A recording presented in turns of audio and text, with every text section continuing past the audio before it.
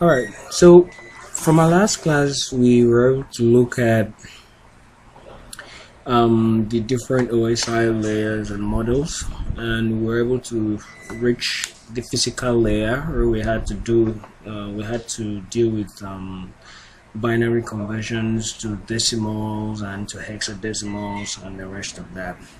So today we want to start with Ethernet networking. Okay, and Ethernet networking is a networking concept or terminology that refers to, okay, let me put it this way. You remember we mentioned something about switches, that switches usually help to prevent collisions. Okay, that with switch, each port on a switch is its separate collision domain. If you can remember, assuming this is a switch, each of these ports are their own separate collision domains. And then we're able to see that because of that single feature, a switch eliminates the possibility of collisions, just like it eliminates the possibility of collisions amongst several hosts who are connected to that same LAN network. Okay, now as opposed to the hub, a hub is more like an extension socket. If you can use your imagination, a hub is more like an extension socket. The same wire where the extension socket eventually connects to, the same wire, the same current is divided into the number of ports you have on the extension socket. It's just extend and even duplicating, making room for other smaller circuits. So a hub will end up increasing the collision domain, increasing the total number of collision domain, whereas the switch does a completely different thing. The switch will help to reduce the collision domain and then make it possible that there is no collision, providing a higher bandwidth. So Ethernet is one of the things that helps and makes it possible that a switch can eliminate collision in a particular LAN network. Okay, Ethernet is a connection media access method. It's a connection media access method. So take notes. Okay, it's a means through which access to the network is given to each and every host components connected to a switch. Okay, so if for instance let me look for a switch. Okay, since I can't see any switch any close, let me make use of this guy and pretend as if this guy is a switch. This is a hub. From this directional arrow, definitely this is a hub. Now just imagine that this was a switch. Okay, each of these switch ports, okay, will be employing or using Ethernet method to allow access to each of these hosts. Okay, each of these port switch on a switch, each of these ports in a switch they run Ethernet on each of these ports. That's why when you see the description of a switch port, you'll see fast Ethernet 1.0, Ethernet 2.0, or whatever, something giga something. You always see something having to do with Ethernet, because that Ethernet method of access is what is running at each of the ports that you're seeing on a switch, and is what is allowing this guy to be able to connect to this network and to the remaining other hosts on this network with minimal, it's not as if there is no collision, or with minimal collision, because the Ethernet method of access that is working on each of these ports has a very intelligent way of minimizing collisions to a nearest minimum, whereas that is not applicable to hubs. Hubs don't run Ethernet method. Okay, hubs is just like you plug one hole, just like I mentioned with the extension socket. All right, so let's understand it down. So Ethernet is a connection media access method. It's a method of connection that a switch or a bridge or a router will provide, because these are the things that help to break down a collision domain: a switch, a bridge, or a router. So most of them usually run Ethernet and in their interfaces or in their various ports. Both a switch, a router, and a bridge, they usually run Ethernet on their different ports. So it is through that Ethernet means of access that they are giving to each of the hosts that are connected to it, that they will prevent this guy from colliding with this guy when they are trying to send their messages. Okay, so it allows all the hosts on the network to share the same bandwidth over link. Okay, so allowing all these four guys to share this same router with minimal collision. Now, Ethernet is popular because it's readily scalable, meaning that it's comparatively easy to integrate into new technologies. So this is what I meant. So most times when you look at the interfaces or the ports of, don't worry, by the time we begin the practicals and you're seeing a demo router or a demo switch, you'll see these descriptions. These are the descriptions that are sometimes used to identify or to name or to give each port on a router or in a switch or in a bridge its name. So like assuming this is a switch or a bridge or a router, the name of this port could be Fast Ethernet 1.0. The name of this other port could be Fast Ethernet 2.0, Ethernet 1.0, and things like that. But oftentimes you'll see that Ethernet combined to it. Okay, so it's usually easy to combine it to integrate it into new technology such as Fast Ethernet and Gigabit Ethernet. So the more these things, the more higher these things go, the more faster and minimal the collision on the network. Take for instance this one that has to do with gigabits. So this one has a more faster bandwidth, more faster bandwidth, or you can say traffic lane if you want to use something or an illustration that will make it easier for you to understand. You can think of a traffic lane. If this one is, if Fast Ethernet gives you two traffic lane. Okay, just like think of Abuja, our airport road. Okay, the road that leads to the airport. You know that most times on the speed lane you have up to about 3 different lanes where 3 different cars can drive parallel to each other. So if this is Abuja airport road where you have 3 lanes on going and 3 lanes on coming, then this one can give you up to about six different lanes. So it's wider, it's bigger, and allows more data traffic to pass through it. Now it's also relatively simple to implement in the first place, and with troubleshooting it's reasonably straightforward. So it's easy to troubleshoot a Fast Ethernet to be able to identify the errors. Don't worry, by the time we start the real coding of networks you'll get to appreciate some of these things.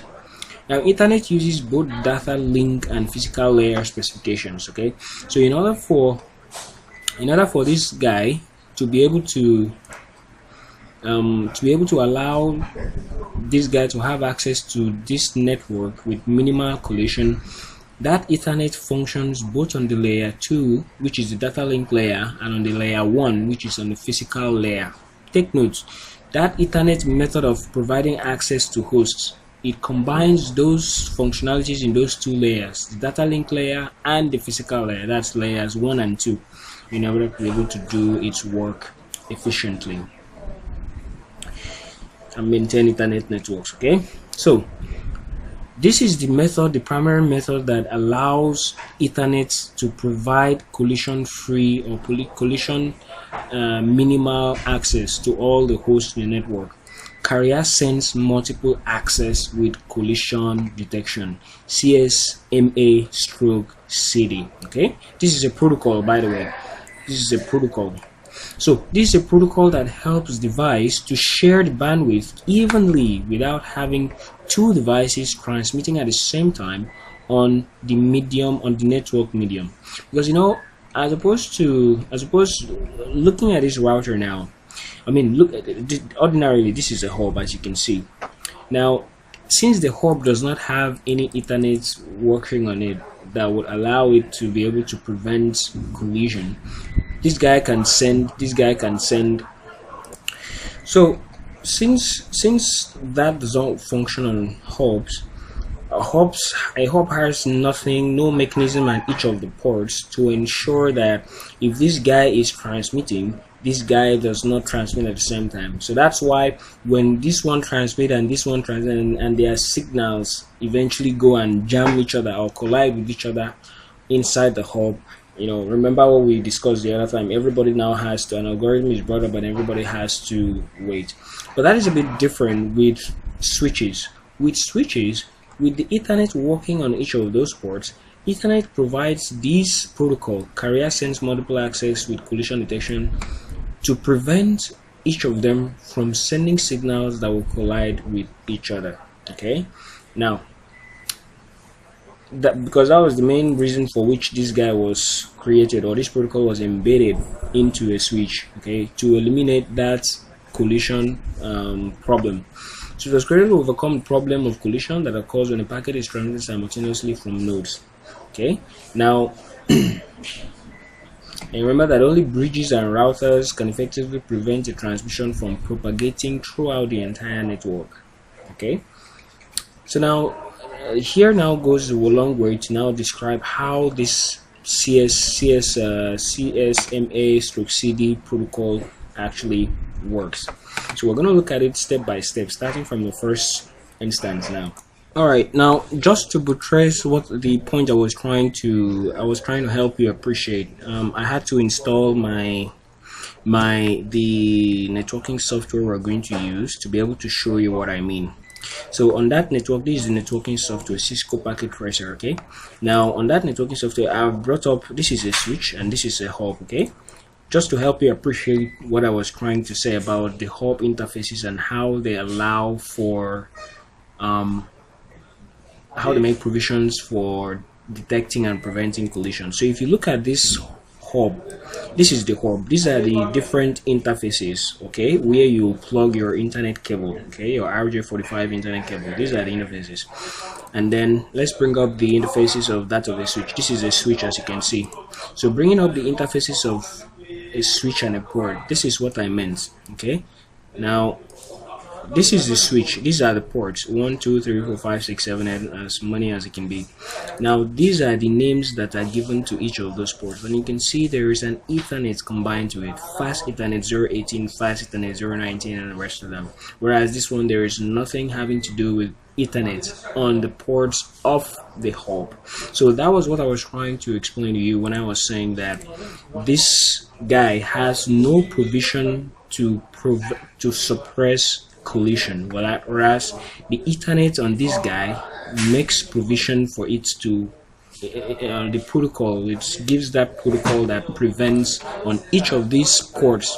That protocol is working on each and every one of these ports that have Ethernet attached to their descriptions, preventing it from allowing collisions, as opposed to the hub. If you look at a router, a typical router, let's say you bring up one of them and you also look at their interfaces, you would see some interfaces that have Ethernet connected to it. Okay, so the switch also has Ethernet as to provide room for avoiding collision too. Let me see if I could find a bridge. I think there used to be a bridge on this thing. I don't know if it's still there. Okay, I can't find a bridge here.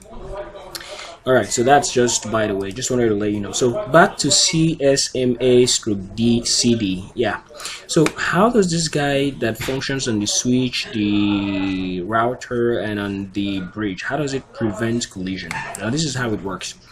Now initially when each of these, okay, let's read, and I don't want to, because I don't have this thing scrambled. It says, when a host wants to transmit over the network, it first checks for the presence of a digital signal on the wire.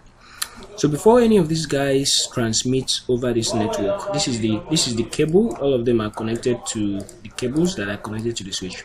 Before any of them eventually transmits, they will look for the presence of a digital signal on this wire.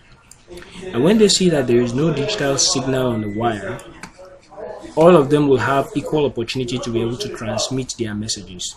Now, in the presence, when they checked this, take for instance, these guys found that there was no digital signal on this wire, and hence the wire was free for transmission.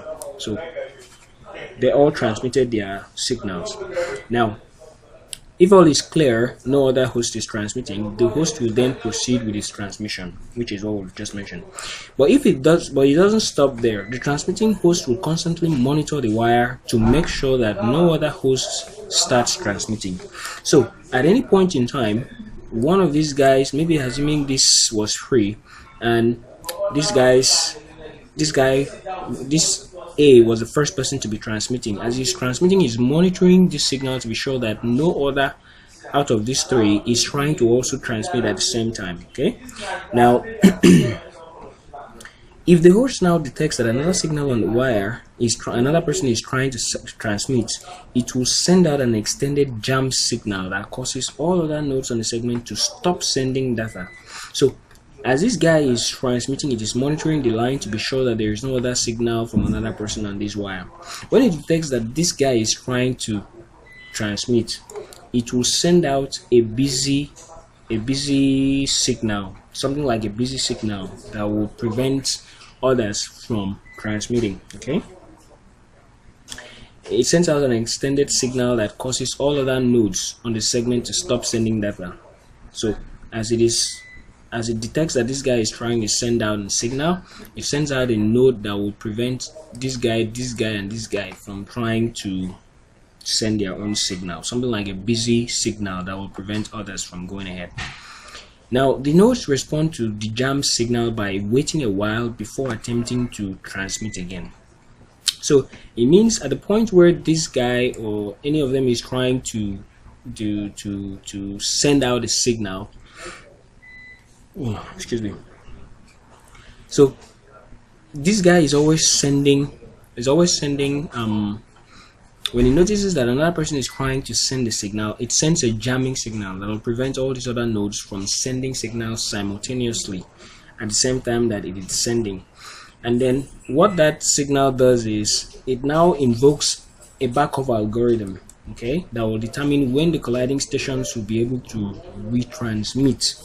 Okay, it generates that backup algorithm. That backup algorithm is what will help the two stations to know exactly when they are going to resume their transmission. Okay, now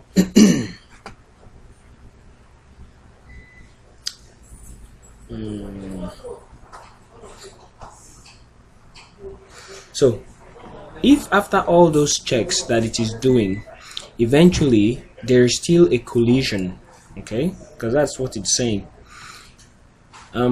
If collisions keep occurring after 15 tries, the nodes attempting to transmit will then time out. Okay, so basically this is what this diagram is illustrating. At the onset, this line is clear. This guy wants to start transmitting. It searches for a digital signal on this wire and it notices that there is no digital signal, so it starts transmitting. As he is transmitting, he is monitoring the signal for the presence of another person who is trying to transmit. Now at the point where this guy now tries to transmit, this guy sends that jamming signal, the jamming signal or a busy signal on this wire that is trying to tell every other node to back off that a signal is currently going on. And if after still doing that, and as it does that, once it does that, it generates and it sends out that signal, and this signal jams these guys. It generates a backup algorithm that will now help them know when they can retransmit or attempt to retransmit again. And if actually a collision actually now occurs, the two nodes that are trying to do at the same time will now stop. Okay, the node that is attempting to transmit, okay, will now stop transmitting and then will time out for some time. So that's why you're seeing this jam. These are the jam signals that are sent to all the nodes to ensure that nobody is actually trying to transmit data simultaneously as another person is also transmitting. So when a collision occurs on a fast Ethernet LAN, these are the things that happen. A jam signal informs all the devices that a collision occurred, which is what you're seeing here. There was a collision, then there's a jam signal. So when a collision tries to happen, the what was it called? What's it saying? When a collision occurs on an Ethernet LAN, a jam signal informs all the devices that a collision has happened, has taken place. The collision invokes a random backup algorithm. So as a collision is trying to happen, a jam signal is sent to all the nodes to tell everybody to back off. Okay, jam signal informing everybody to back off that a collision is about to occur. Now the collision now invokes a backup algorithm that will tell every other person when they can start retransmitting again, when the line will be clear for them to retransmit. So each device on the Ethernet segment will stop transmitting for a short time until the timer eventually expires. Okay, and all the hosts will now, once the timer has expired, all the hosts, as you can see here, will now have equal priority or ability to retransmit their own messages.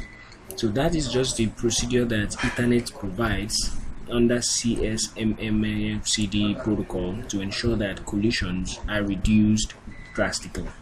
Because if collisions continue to happen a lot, these are the effects it will have. It will delay the network because people won't be able to send messages. As a result of that backup algorithm triggering a forced timeout for each and every node on that segment, or each and every host, everybody has to wait because of that forced timeout. So because of that, there will be no means through which they can transmit. So there will be increased delay. There will be low bandwidth. It's like when you have traffic congestion. There is little or no in a 6-lane road now. If there are traffic congestion, you can see that people will now start driving maybe only on one lane. So less space or bandwidth for data to pass through, and there will be so much congestion. So those are the things that Ethernet helps to prevent. Okay, now let's look at the concept of full and half duplex Ethernet. This is pretty much Ethernet at the physical layer a little bit. So half duplex Ethernet is defined in the original Ethernet.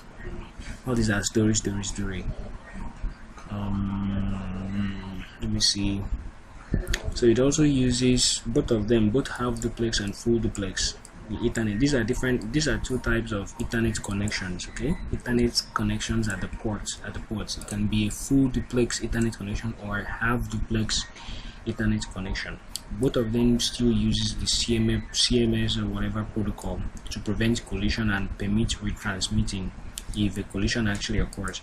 So now with the half, you will have there is more tendency for collisions to happen with the half duplex than with the full duplex, even though the CSMA is still working in both of them. But you'll see why this guy has or poses more tendency to cause collisions as opposed to this other guy. So let's say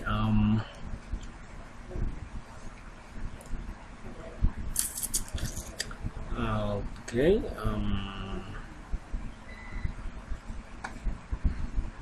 okay, now see the key points about these two guys. Now full duplex Ethernet uses 2 pairs of wires instead of 1 wire pair like the half duplex.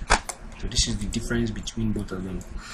Half duplex uses just a pair of wires, that's 2 wires, whereas full duplex uses 2 pairs of wires, okay, for its connections.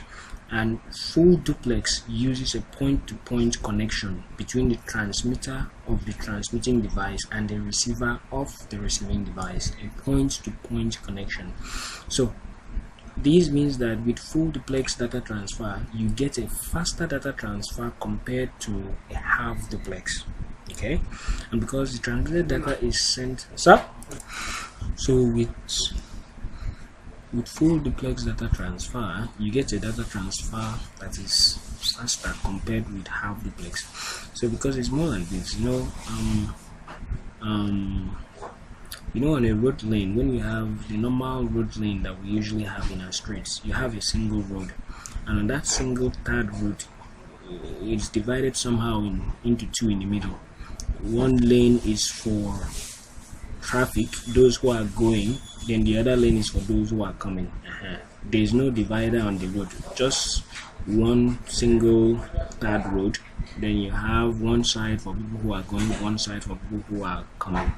Now you cannot compare that kind of a road to a kind of road where you have a divider and then you have maybe 2 or 3 lanes only for people who are going, and another 2 or 3 lanes on the opposite sides only for people who are coming. That kind of road will allow traffic to move fast and flow without any hold up or any queue or any, as opposed to a single card road. That is what can be compared with half duplex and full duplex Ethernet. Half duplex just gives you a pair of wires. That's 2 wires. One is going, one is coming back. Whereas full duplex gives you 2 pairs of wires. So 2 wires for going, 2 wires for coming. So it provides a point-to-point connection. Okay, so that, because you know, okay, just imagine the kind of phone in which we use. The phone in which you use now, it's possible for you to talk and be hearing at the same time. You can be talking and somebody is talking. While you're talking, you're hearing what the person is saying, and what you're saying is being transmitted through the phone. So you can talk and hear at the same time with the normal phones we are using now. But with these radio phones that they use at maybe construction sites or security people usually use, where they have to press and the thing will make him church, you have to press the button and then speak and then say over and out and then remove your hand for the other person to talk. So while the other person is talking, you have to listen. When the other person has finished talking, then you now can continue talking. That's how those are the similarities that can help you understand half duplex as opposed to full duplex. So just know that half duplex does not provide a much faster way of transmitting data compared to full duplex. So that is just the difference between the both of them. Okay, so full duplex is supposed to offer 100% efficiency in both directions. For example, you can get 20 megabytes per second with a 10 megabytes. So that is just it. Full duplex Ethernet can be used in 3 situations: with a connection from a switch to a host. Take note of these areas where you can make use of the different types of duplex Ethernet. So full duplex is used when you're connecting a switch to a host, because you know these guys, the host, when you're connecting, okay, assuming this is a switch, when you're connecting a host to a switch, you use full duplex because these guys need a whole lot of spaces, a whole lot of bandwidth or traffic lane to transmit. So if you give them half duplex, there is going to be a lot more tendency for collision to happen between these 4 guys that are connected to this switch. But if it is full duplex, point-to-point connection, they will be able to transmit with minimal of at all collision. Between a connection between a switch and a switch, okay, between 2 switches, or with a connection from a host to a host using a crossover cable. A host to host, that means from one computer, one PC to another, or from one switch to another switch. So full duplex Ethernet requires a point-to-point connection where only 2 nodes are present. You can run full duplex with just about any device except a hub. These are key points you should definitely take note of. Okay, so when a full duplex Ethernet port is powered on, it first connects to the remote end and then negotiates with the other end of the fast Ethernet link. This is called an auto detect mechanism. We'll definitely demonstrate that by the time we are connecting wires from a switch to maybe a router or a switch to a host. You'll see how usually the hosts and the switch will have to negotiate to send signals. If it's connecting from this guy to this guy, from the interface it's going out of, it will try to send signals to know if this interface of this other guy is ready. If this guy's interface is on and ready too, that is what it means by auto detect mechanism, to know if the other person's interface is actually good and up. So this mechanism first decides on the exchange capability, which means it checks to see if it can run at 10 or 100 megabytes per second. So as it is powered on, each of the ports okay, let me do this. Let me automatically connect. So as I'm connecting these guys, take notes, see these two ends are down, but if I connect this guy to this guy, if I connect this switch to this guy, you notice that this is on, and gradually this guy will turn from amber color to on. At this point, this switch here will be trying to, and you can see, look at the, I may not be able to, if you look at that box that is appearing, the first one there that is showing fast Ethernet 0.1 is the one that connects the switch to the router. Both of them are red, and it indicates that the link is down because the router's interface is not switched on by default. I need to power it on by default and configure it and do some other things. But in the case of the host, the computer here that is here, you can see that the connection now is on, and you can see fast Ethernet 0/2 is up. That is because this Ethernet port has done that auto detect mechanism and negotiated to know that this guy's port is up and on, which is always on by default for a computer, and then it has now negotiated and known, okay, am I fast Ethernet and he is gigabyte Ethernet, to be able to know the size of data that this the desktop here can send to the switch. That is what this guy is saying. All of this we will examine much more clearly when we start the main programming.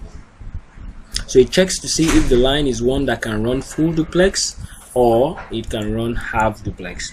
So remember that half duplex Ethernet shares a collision domain and provides a lower effective throughput than full duplex Ethernet, which typically has a private collision domain and a higher effective throughput. So lastly, it's telling you to remember that there are no collisions with full duplex. A dedicated switch port is required for each full duplex mode, and then the host network card and the switch ports must be capable of operating in full duplex mode. That's the computer's network card, okay, a host network card and a switch port. Both of them must be able to operate in full duplex mode.